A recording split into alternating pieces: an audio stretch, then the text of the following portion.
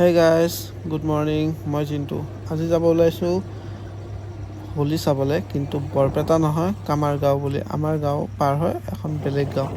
তো তাতে যাবলৈ মানে মই একচুৱেলি চিনি নাপাওঁ। তো আমাৰ ওচৰৰে গাঁৱৰে আমাৰ ৰিলেটিভে লাগে।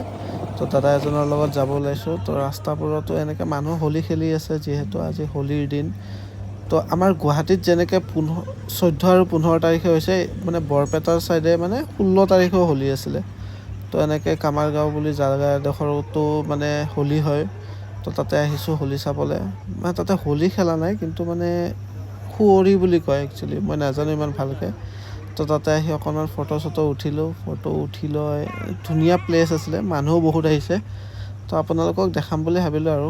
মানে বহুতেতো গমেই নাপায় কামাৰগাঁও কি জেগা এনেকুৱা।